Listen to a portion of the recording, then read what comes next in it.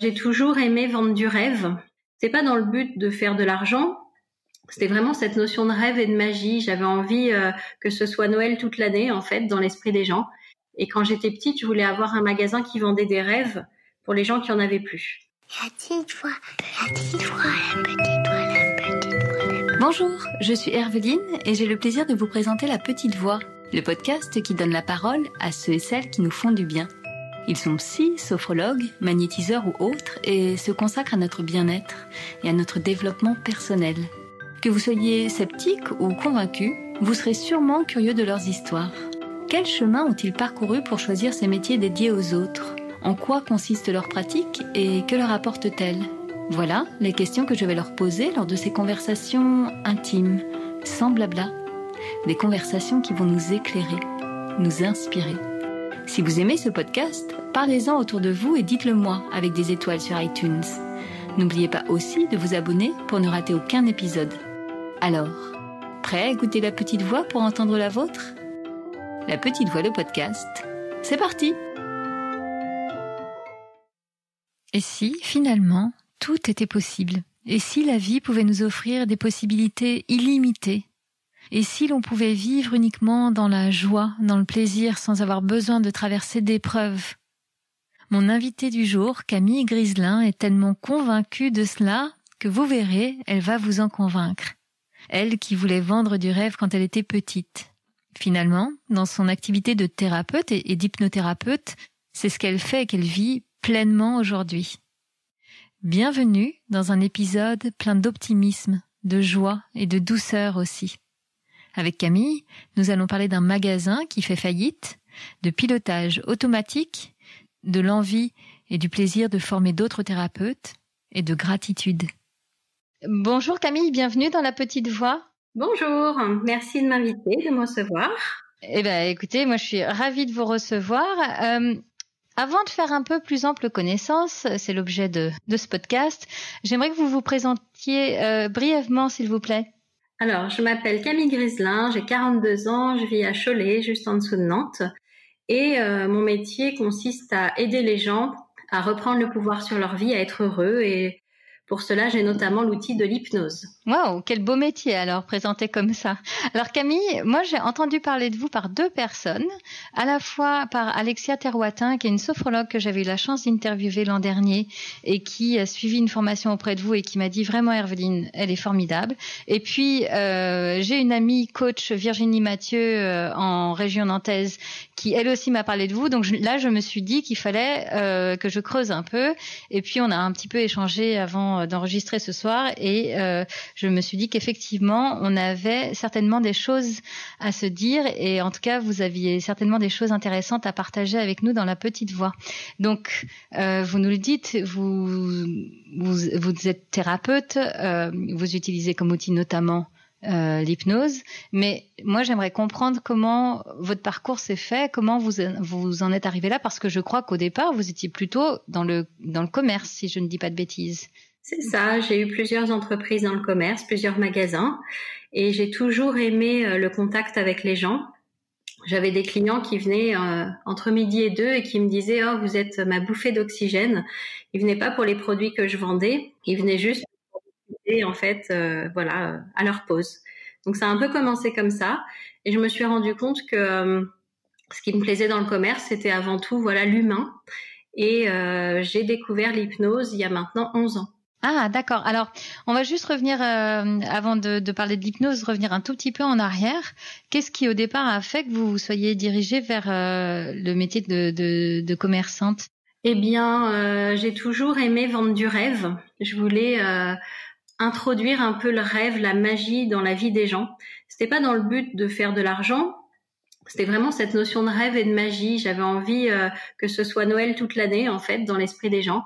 Et quand j'étais petite, je voulais avoir un magasin qui vendait des rêves pour les gens qui en avaient plus. Mais c'est magnifique. Et vous savez, qu'est-ce qui fait que vous n'ayez pas eu l'idée plus tôt de vous lancer dans un métier de thérapeute ? Eh bien, c'est ma continuité, mon idée de vendre du rêve dans des magasins, en fait. En fait, vous avez suivi votre rêve de petite fille. Voilà, c'est ça. C'est pas vraiment un magasin, mais c'est un petit peu ça, d'aider les gens à se rendre compte que leurs rêves sont réalisables et que tout est possible en fait. Waouh. Et donc, si je reviens à cette idée de vendre du rêve, quelle forme prenaient les rêves? Enfin, qu'est-ce que vous vendiez lorsque vous étiez commerçante pour vendre du rêve et fêter Noël tous les jours? Alors, j'ai commencé avec mon frère, on a ouvert un magasin de jouets en bois et de meubles sur mesure. Lui, il fabriquait des lits cabanes dans les arbres, des lits pirogues, des armoires en forme d'arbres. Enfin, on donnait vraiment du rêve aux gens. Donc, c'est un projet qui a duré 3 ans et puis on était tout jeunes, hein, j'avais 21 ans. Ah oui, en effet. Au bout de 3 ans, on se tirait toujours pas de salaire, donc on a arrêté. Donc, vous avez eu cette première expérience-là qui a malheureusement terminé un peu trop vite. Qu'est-ce que vous avez fait ensuite? Vous étiez hyper jeune en plus encore. Oui, j'étais hyper jeune, j'avais déjà 3 enfants quand même. Oh, alors, ok, pardon, on va s'arrêter 2 secondes là-dessus. Vous aviez donc 24 ans, si je suis bien. Ça veut dire que au moment où vous avez lancé cette entreprise avec votre frère, vous lanciez dans la vie familiale en ayant eu des enfants, 3 enfants très rapprochés. Oui. oui, elles ont 10 mois d'écart les premières, donc voilà, j'étais jeune sur le papier, mais j'avais déjà des responsabilités de maman. Ensuite, en fait, j'ai fait du commerce, donc j'ai été vendeuse chez Zara, j'ai vendu des produits pour bébés dans un magasin spécial bébé. J'ai enchaîné un peu plein de jobs de vendeuse et j'ai terminé en étant directrice dans un magasin de bureautique. D'accord, ok.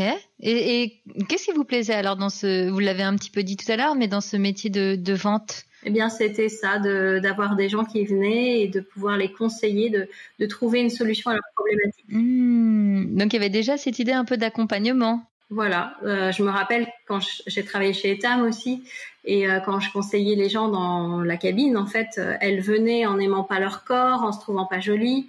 Et moi, mon défi, c'était de les aider à trouver un vêtement qui allait leur permettre de se sentir bien et belle. Donc, et déjà avec cette idée-là de faire que les gens puissent se sentir mieux grâce à votre intervention.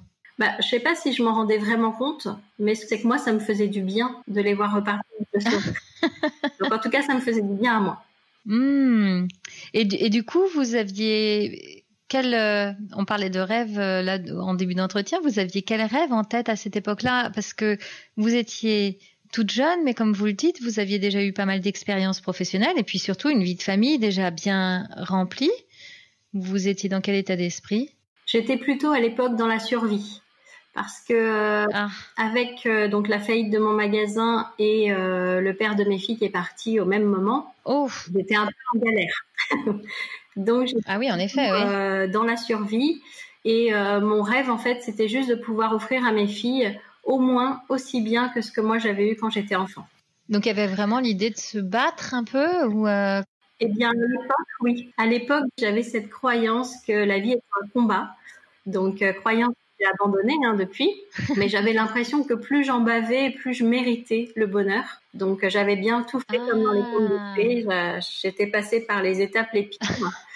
Et j'ai très vite compris, très vite. En tout cas, aujourd'hui, j'ai compris que c'était pas la bonne solution, la bonne recette. Mais en tout cas, c'était cet état d'esprit-là, c'était votre moteur, en fait, à l'époque. C'est ça. Le déclic que j'ai eu à l'époque, donc j'étais vraiment en galère financière. Je me suis mis à vendre des vêtements de mes filles sur eBay. Et j'ai commencé à avoir des revenus qui rentraient beaucoup plus que mon salaire, en fait. Je me suis rendu compte que j'avais du pouvoir sur ma vie.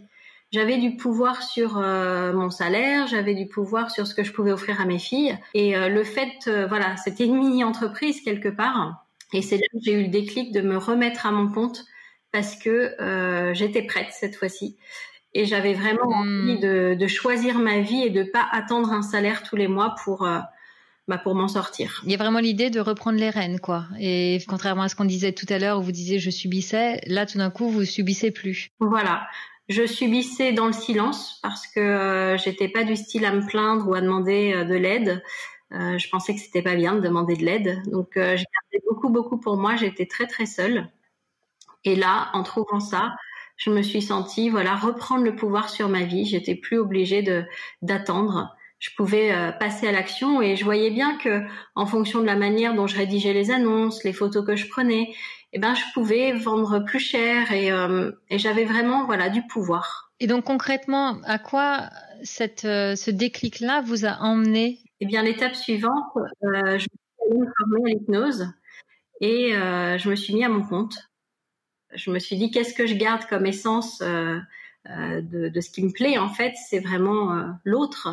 Et je passais beaucoup d'heures sur les forums à conseiller les gens, ils me posaient des questions, je les aidais. Et c'est ça qui vous a fait penser qu'il fallait que vous alliez vers un métier d'accompagnement et vraiment de thérapeute? Eh bien, pas vraiment. Cette fois-ci, c'est le livre Herveline qui rentre en jeu. Ah. Je suis tombée sur un livre à Emmaüs, un livre qui parlait d'hypnose. Un vieux livre, et il s'appelait À la recherche de Bridey Murphy. C'était en 1952, un homme qui découvre l'hypnose et qui s'amuse à faire de l'hypnose sur sa voisine. Ouais. Quand je l'ai lu, je me suis dit waouh, c'est ça que je veux faire. Alors après, ce livre, il a été critiqué, ils disent que c'est pas vrai, tout ça, peu importe. Moi, ça m'a donné mon déclic. C'est ça, et absolument, oui. Et s'il y avait de formations comme disponibles sur Paris. Et vous vous rappelez pourquoi vous avez été attirée par ce livre-là de prime abord? Pas du tout. Donc, je sais même pas si j'ai pris conscience en l'achetant que ça parlait d'hypnose. J'ai pris plusieurs sur la même étagère qui parlaient un peu de développement personnel, etc., parce que ça m'intéressait quand même. Et j'ai été scotchée par celui-ci. Et donc là, tout d'un coup, la certitude est là. Vous savez que c'est ce métier-là qui est OK pour vous. Voilà, c'était évident. Je savais même pas si ça existait à l'époque, des formations en hypnose. Je savais pas si on pouvait en faire son métier. Donc j'ai regardé sur Paris, sur Internet, j'ai trouvé qu'il y avait une école. J'avais pas de sous pour y aller. Donc je ne savais pas comment j'allais le faire, mais je savais que j'allais le faire. J'ai trouvé des solutions, j'ai été hébergée chez des amis, j'ai pas mangé toute ma formation parce que j'avais pas de sous pour acheter à manger, mais voilà. Ah, en effet. Je mangeais des pommes. Et puis ma sœur m'a aidée à payer une grande partie de la formation. Vous dites que vous avez eu un coup de foudre en lisant le livre, mais est-ce que vous l'avez pratiqué sur vous-même auprès d'un autre praticien avant de vous former? Jamais. Ah, c'est génial. Je suis allée directement et c'est vrai que voilà, j'ai pris dans mes bagages tout ce que je pouvais de la formation. Il y avait des choses qui sonnaient pas juste avec moi dans ce que j'ai appris, mais je me suis dit je prends ce qui me parle et je ferai ma petite recette en arrivant chez moi. Ah. C'était l'hypnose ericksonienne à l'époque et j'ai mis tout ça dans mes bagages. Ça a duré combien de temps cette formation? À l'époque, c'était 9 jours. Ok, donc 9 jours complets pour à la fin être capable de commencer à exercer? Alors oui, après on savait mettre quelqu'un en hypnose, on savait pas trop quoi faire d'autre. D'accord. J'avais les bases, on va dire. Ok, vraiment les bases. Voilà. Du coup, ça veut dire que c'est pendant cette formation-là que vous avez vous-même été hypnotisé pour la première fois? Voilà, des mini-séances, c'était les exercices avec les professeurs ou les élèves. C'est pas des vraies séances de cabinet, mais déjà, voilà, je voyais la puissance de l'outil. Alors à l'époque, il n'y avait pas du tout de praticiens en hypnose, enfin en tout cas dans ma région, c'était pas du tout connu. Je savais pas du tout dans quoi je m'embarquais, mais en fait, c'est comme si j'avais pas eu besoin de réfléchir, de laisser mon mental peser pour le contre, c'était une évidence. Donc là, vous êtes pressé de commencer, mais vous commencez comment? Est-ce que vous ouvrez votre cabinet comme ça du jour au lendemain? Vous évoquez les problèmes d'argent. J'imagine qu'on peut pas se lancer comme ça en lâchant tout à côté.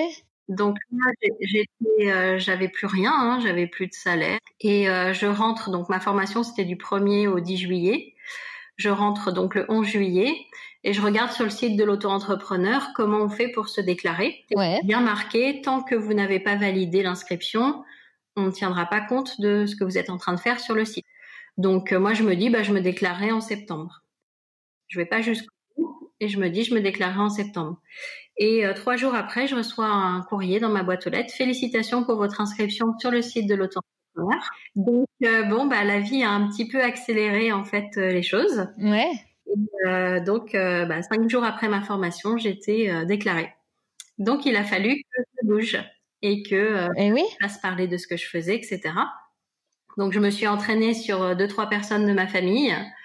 Et puis ne me sentant pas complètement légitime, j'ai mis en place un principe, c'est que les gens payaient que leur première séance et ils pouvaient revenir autant de fois qu'ils voulaient jusqu'à ce que ça ait marché. Parce que, est-ce que déjà à l'époque vous aviez identifié des cas précis sur lequel vous aidiez? Je sais pas, on parle souvent de l'hypnose pour arrêter la cigarette, par exemple. Est-ce que c'était le créneau que vous preniez en disant, je vous accompagne tant que vous fumez encore, c'était ça l'idée? Alors, il y avait pour le tabac, mais tous les thèmes, en fait. Ok. Jusqu'à ce qu'ils soient contents de moi, en fait. Ok, d'accord. Donc, ça pouvait durer combien de temps comme ça? Au bout d'un moment, il a fallu que j'arrête parce que je faisais plus que des journées gratuites. Les gens, ils revenaient, ça leur faisait du bien, ils étaient contents. Donc, c'est ce qui m'a permis quand même de développer ma méthode. Parce que comme les gens revenaient, j'avais tout de suite un retour, je savais ce qui avait marché, pas marché. Donc, voilà, si c'était à refaire, je le referais. Mais c'est vrai qu'il n'y avait pas le même engagement du fait du gratuit. Donc là, je commençais à pas être bien parce que des journées gratuites, fallait aussi que je paye mes factures. Eh oui. Il y avait des gens, ça les gênait de rien me donner, donc j'avais laissé une petite boîte. Ils voulaient. Et puis une fois, il y a une dame qui me dit je sais que vous avez 3 filles, alors quand même, je vous laisse quelque chose. Hein. Ok, allez-y si vous voulez, merci. Et donc, elle s'en va, j'ouvre la boîte. Elle m'avait laissé 1 euro. Et là, ça m'a tellement vexée. Je me suis dit, quand même, ça vaut pas 1 euro. Puis 3 filles, elles ont combien chacune? Mais oui, bien sûr. Hein. Et ça a été mon déclic pour dire non.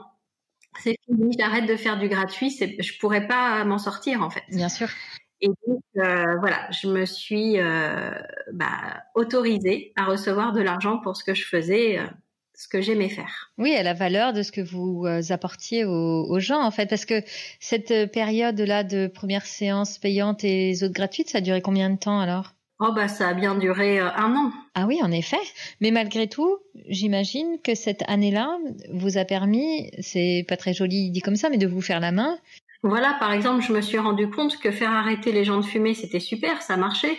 Mais si c'était pour qu'ils se mettent à boire ou à prendre une autre béquille à côté, il n'y avait aucun intérêt. Donc c'est là que j'ai commencé à aller chercher l'origine en fait de la problématique. Pourquoi est-ce que la personne fumait? Histoire de pas bâillonner en fait le message de son corps et de pas déplacer la problématique ailleurs. Donc ça, c'est une des plus grandes révélations que j'ai eues dans cette année. Parce qu'en fait, si on reprend l'exemple de la cigarette, c'est comme si c'était un symptôme, mais qu'il y a plus profond derrière le symptôme, il y a une maladie. C'est ça? Oui, il y a quelque chose qui n'a pas été exprimé, ça peut être un deuil qui n'a pas été fait, un manque de confiance, il peut y avoir plein de raisons. Mais c'est comme le surpoids. Je peux, avec l'hypnose ericksonienne, je peux faire arrêter de manger une personne en dehors des repas, c'est génial. Mais ça va pas résoudre le pourquoi elle a besoin de manger en dehors des repas. Oui. Donc c'est ça, moi vraiment, ça a été le déclic. Il fallait absolument que je travaille sur le pourquoi. Ah, et alors comment avez-vous fait pour pouvoir travailler sur ce pourquoi? Est-ce que vous êtes formé à d'autres méthodes? Est-ce que vous avez créé votre propre approche? Comment ça s'est fait? Alors, je suis pas allée me former ailleurs. C'est vraiment ma méthode, elle est empirique. Et c'est comme ça que c'est en faisant des séances aux gens, en voyant leurs réactions, en écoutant leurs ressentis que j'ai modifié petit à petit. Et pour aller travailler sur le pourquoi, je suis allée travailler sur l'enfance. Moi, je l'imagine comme ça. Vous imaginez que vous êtes le pilote de votre avion. Consciemment, vous êtes le pilote de votre avion. Et régulièrement, quand vous êtes dans la lune, quand vous pensez, quand vous êtes un peu absent à ce que vous êtes en train de faire, eh bien, c'est votre pilote automatique qui prend les commandes. Ouais, c'est vrai. Ouais. Vous êtes en train de discuter, en train de manger avec une amie au restaurant. Vous êtes vraiment dans votre discussion et vous regardez pas du tout votre fourchette qui vient à votre bouche. Ça se fait automatiquement. Eh bien, si petit, de vos 0 à 7 ans, vous avez vos parents qui vous ont appris à finir votre assiette, en fait, vous avez le programme qu'ils ont installé à ce moment-là en vous qui va prendre le relais. Et donc, vous allez finir votre assiette même si vous avez plus faim. Parce que vous avez ce programme en vous. Et donc, je me suis rendu compte que de nos 0 à 7 ans, on avait plein de programmes qui étaient ceux de nos parents. Et des fois, j'avais des clientes qui me disaient, voilà, avec mes enfants, par moment, c'est plus fort que moi, je m'emporte comme le faisait ma mère. Et pourtant, j'essaye de pas le faire. Oui, mais c'est parce que par moment, comme le pilote est en train de rêver et de faire autre chose, c'est le pilote automatique qui reprend le dessus. Et le pilote automatique, à ce moment-là, c'est sa mère qui conduit l'avion. Donc, l'hypnose, c'est d'aller enlever ces pilotes automatiques qui se lancent tout seuls. Ça a été prouvé que quand une maman singe mange une banane, son bébé qui ne mange pas la banane, il a les mêmes zones du cerveau qui s'activent que s'il avait fait le geste de sa mère. Donc, tout ce qu'on a vu sous nos yeux, de nos 0 à 7 ans, et même pendant la grossesse de notre mère, eh bien, ça s'est mis comme des programmes en nous, des pilotages automatiques. Et l'hypnose, c'est vraiment d'aller supprimer ces programmes-là pour en mettre d'autres plus positifs à la place. Il y a vraiment une idée de déconstruction, en fait, pour reprendre le pouvoir, j'imagine. Voilà, c'est vraiment, j'enlève ce que je croyais. Alors ça, il y a les croyances, il y a les peurs, il y a les fidélités inconscientes. J'enlève le programme que je croyais être bon pour moi et je m'en mets un nouveau qui est plus adapté à la personne que je suis devenue aujourd'hui. Donc j'imagine, donc là vous passez ce cap où vous décidez de faire payer toutes les séances. Voilà. Ce qui, une fois qu'on le pose comme ça, semble quand même hyper logique. Et j'imagine que là vous aviez déjà une patientèle, vous commenciez à pouvoir maintenant travailler correctement avec pas mal de monde qui vous suivait. Oui, j'en avais de plus en plus. Et surtout, j'avais des gens qui venaient de partout. Parce que j'ai tout de suite utilisé les réseaux sociaux, tout de suite YouTube. Et voilà, j'ai des gens qui prenaient l'avion depuis Londres, depuis Marseille, pour venir faire une séance avec moi. J'étais même pas dans Cholet, j'étais dans un petit village de 1000 habitants. Donc mon mari allait les chercher à la gare. C'est génial! Et il les ramenait après la séance. Et donc, vous avez évolué comme ça les 10 dernières années, mais vous ne vous êtes pas reposé sur vos lauriers. Vous n'êtes pas contenté d'avoir perfectionné votre approche de l'hypnose. Vous êtes allé notamment... par quoi est-ce que ça a commencé? Est-ce que ça a commencé par la formation? Comment vous avez évolué? Oui, ça a commencé par la formation. En fait, mon ancienne école avait donné mon numéro de téléphone aux futurs élèves. Et il m'appelait pour que je témoigne de la formation que j'avais faite. Ouais. Et puis un jour, il y a une dame qui me dit « Oh, vous êtes gentille parce que eux, ils n'ont pas le temps de répondre à mes questions. Et ils disent toujours « Vous avez qu'à appeler Camille, elle vous dira. Mais est-ce que vous accepteriez de me former parce que vous êtes vraiment gentille ?» Et là, ça a été une petite lumière de génie qui s'est éclairée. Ah, génial. Et je me suis dit « Oui, c'est vrai que si je formais, je formerais pas du tout comme eux parce que... » j'ai découvert plein de choses en fait. Donc c'est comme ça que ça a commencé en individuel. Les élèves venaient avec moi toute la journée. Ouais. Donc quand il y avait des clients, ils m'assistaient pendant la séance. Et puis quand il n'y avait pas de clients, je leur faisais de la théorie. D'accord. Donc ça a commencé comme ça en individuel. Puis après j'ai eu trop de demandes, donc j'ai fait des groupes. Qu'est-ce qui vous plaît dans la formation? Parce que on entend qu'est-ce qui vous plaît tant dans l'accompagnement, l'hypnose, etc. Mais former, c'est encore un autre pan du métier? Alors, il y a plein d'aspects qui me plaisent, mais c'est surtout que j'ai été tellement débordée de demandes. Mon emploi du temps, il était plein pendant 1 an. J'avais plus de place, des gens qui me suppliaient « Oh, c'est hyper grave, il a un cancer, vous vous rendez compte? Bon, ok, venez dimanche. » Enfin, j'étais en burn-out de séance, en fait, tellement j'étais sollicitée. Et en fait, qu'est-ce qui me plaît dans le fait de former? C'est de me dire que tous ces gens qui avaient besoin de moi, je vais quand même pouvoir les aider à travers eux. Oui, je comprends. Et du coup, qu'est-ce que ça vous apporte à vous personnellement, Camille, cette formation? Alors, je continue à faire des séances dans chaque formation, donc ça, je l'ai pas arrêté. C'est des personnes qui ont déjà un peu travaillé sur elles, donc c'est vrai que j'ai plus les mêmes problématiques qu'en cabinet. C'est déjà des personnes un petit peu qui ont pris conscience de plein de choses, donc c'est aussi intéressant pour moi. J'ai l'impression d'être au palier d'au-dessus quand je leur fais des séances. Et puis qu'est-ce que j'y trouve? Beaucoup de joie, parce que j'ai vraiment l'impression, même avec mes réseaux sociaux, avec Instagram, etc., j'ai l'impression d'avoir de l'impact dans le monde et que je suis pas juste un petit grain de sable dans le désert. Je peux contribuer à ce que le monde aille mieux. Ah, génial. Oui, parce que c'est vrai que je l'ai pas encore précisé, mais vous êtes également très présente sur les réseaux sociaux et notamment Instagram. Alors, j'imagine que c'est la continuité de votre vous aviez déjà ce truc pour le digital à l'époque, vous nous l'aviez dit, d'eBay. Et donc, c'est assez naturel pour vous d'aller sur les réseaux sociaux et de continuer à transmettre aussi là? Alors, en fait, moi, depuis toujours, j'écris tous les jours.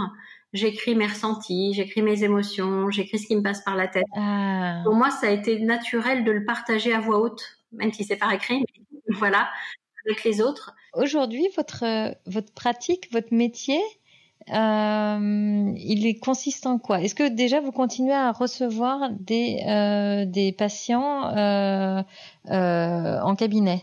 Alors depuis hier, non, j'ai arrêté. C'est en effet très frais et j'imagine peut-être un peu précipité avec le confinement. Pas spécialement. J'avais prévu de toute façon de m'arrêter là parce que il y a un an, quand j'ai vu qu'il y avait un an d'attente pour les clients, je me suis dit c'est pas possible.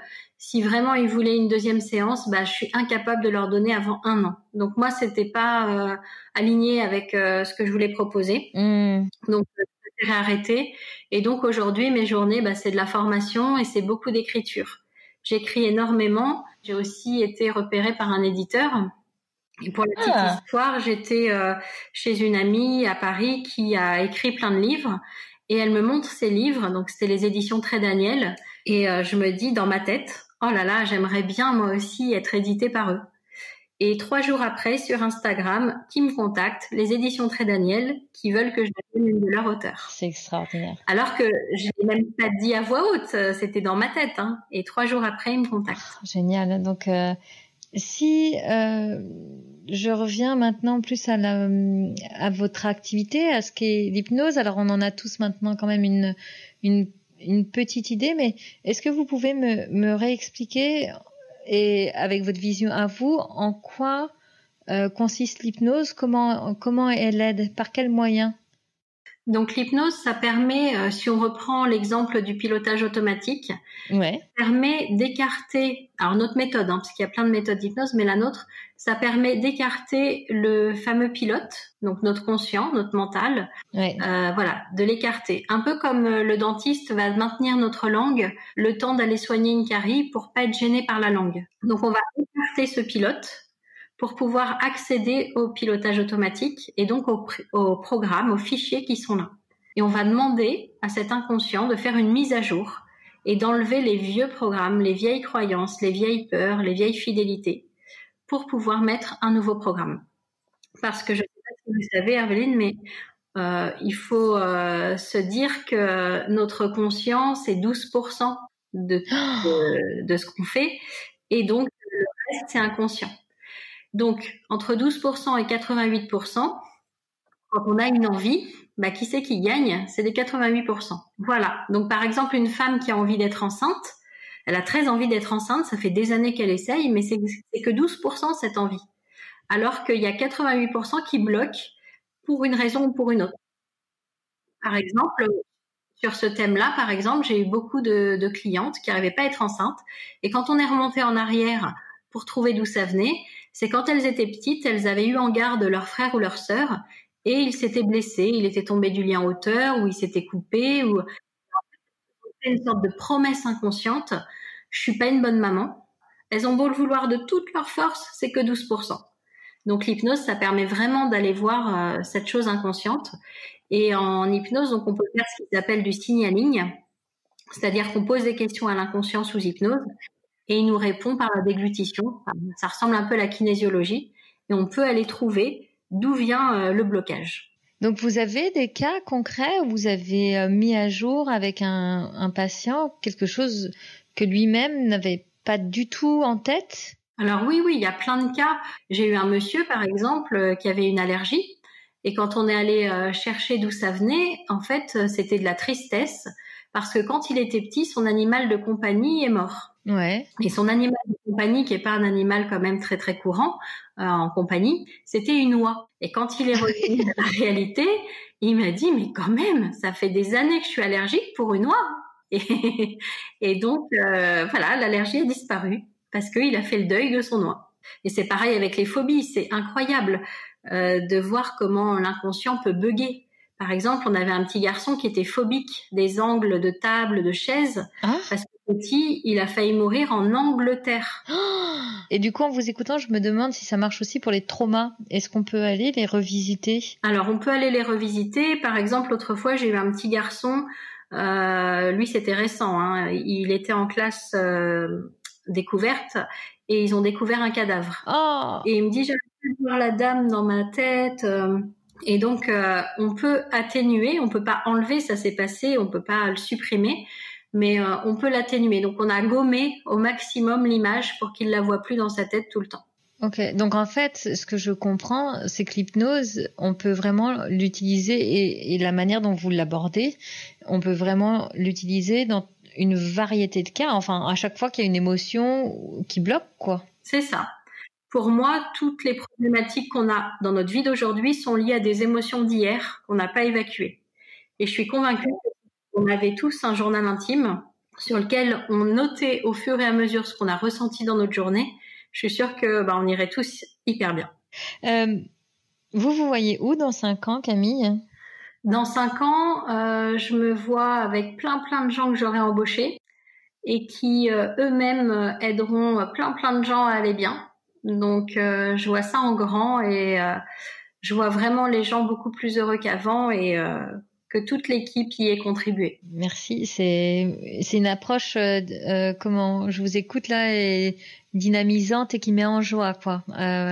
Votre joie est vraiment présente et communicative, Camille. Tant mieux, c'est le but. C'est vrai que je suis vraiment pour supprimer toutes ces croyances qu'il faut souffrir, que ça doit être dur, que ça doit être un combat. Je suis vraiment pour que les gens vivent leur vie dans le plus grand plaisir possible. C'est possible de faire un métier qu'on aime, c'est possible de pas voir le temps passer parce que moi je fais que ce que j'aime en fait. Et oui. J'ai pas de contraintes, c'est que du plaisir et c'est possible. Oui, il y a l'idée et c'est ça, quelque chose de simple et d'accessible en fait. Voilà. Et moi je me suis beaucoup inspirée de la Thaïlande. En Thaïlande, on avait une amie qui était masseuse là-bas et en fait elle nous disait que elle, dans sa journée, elle ne faisait que masser. Le reste du temps, tout se faisait par les autres. Donc, par exemple, se laver les cheveux, elle se lavait jamais les cheveux elle-même. Elle allait toujours chez la coiffeuse pour le faire. Elle lavait jamais son linge. Elle le déposait le matin. Le soir, on lui rendait laver, repasser. Elle cuisinait jamais. Elle allait au petit marchand de rue. Et en fait, là-bas, chacun ne fait que ce qu'il sait faire. Et il laisse les autres faire le reste. Donc, il n'y a pas de chômage. Et moi, je trouve que c'est génial. Et c'est ce que j'ai fait dans mon entreprise. En embauchant cette juriste, par exemple, elle fait ce que moi je sais pas faire et en plus que j'aime pas faire, parce que c'est pas mon truc. Alors que elle peut passer des heures à appeler les URSSAF de toutes les régions pour avoir une réponse. Elle adore. Donc, on peut tous faire ce qu'on aime et qu'on a tous un talent ou des talents. Et pour moi, c'est vraiment ça l'objectif dans mon entreprise et j'espère pouvoir le transmettre à d'autres entreprises, que chacun ait sa place et chacun fasse ce qu'il aime et prenne du plaisir à être à son travail. Merci de partager ça, surtout à cette période particulière. Mais Camille, avant de terminer cet entretien, j'ai quelques questions rituelles que j'aimerais vous poser. La première, j'aimerais savoir si vous écoutez souvent votre petite voix. Alors, avec l'hypnose, quand je fais une séance d'hypnose à quelqu'un, moi-même, je suis en hypnose. Donc, j'ai appris à me mettre en hypnose très vite et donc à écarter mon mental pour écouter cette petite voix qui, pour moi, est aussi mon inconscient. Enfin, voilà, c'est la partie de moi qui sait plein de choses, qui a remarqué plein de choses. Et donc, j'arrive très facilement à switcher pour aller l'entendre, cette petite voix, et à écarter le mental. On a déjà parlé un petit peu de livres dans cet entretien, mais est-ce qu'il y en a un que vous souhaitez nous conseiller qui peut être particulièrement éclairant quand on est comme ça dans un chemin de connaissance de soi, de développement personnel ? Alors, j'aurais pas un titre à vous donner parce que pour moi, le livre qui est le mieux, c'est celui que vous allez écrire. C'est celui que chacun va écrire. C'est son journal de bord qui aura à côté de sa table de nuit. On en a évoqué quelques-uns, mais est-ce qu'il y a un rituel quotidien que vous avez envie de partager avec nous ? Donc, j'ai parlé tout à l'heure du fait d'écrire. C'est quelque chose que je fais tous les jours. Et le deuxième rituel, c'est de remercier pour ce que j'ai. Ça veut pas dire que je veux pas plus. Ça veut dire que je suis déjà reconnaissante de ce que j'ai aujourd'hui. Je remercie la marche de l'escalier sur laquelle je suis, même si demain j'ai envie d'être sur celle d'après. C'est pas me contenter en fait de ce que j'ai. C'est voilà, je suis reconnaissante de ce que j'ai et je sais que demain j'aurai plus. Bon, alors ma dernière question, mais qui tout d'un coup me paraît pas inutile, mais vous y avez tellement répondu entre les lignes. Mais pour le rituel, je vous la pose. Camille, êtes-vous heureuse ? Oui, je le suis. Je le suis parce que je fais ce que j'aime. Ma vie rime avec plaisir. Il n'y a que du plaisir dans ma vie. Waouh, super. Eh ben, merci beaucoup Camille d'avoir pris ce temps-là pour nous parler de votre parcours et puis partager sur votre activité. Avec grand plaisir. Merci beaucoup. La Petite Voix, le podcast, c'est fini pour aujourd'hui. Rendez-vous mardi dans 2 semaines pour le prochain épisode.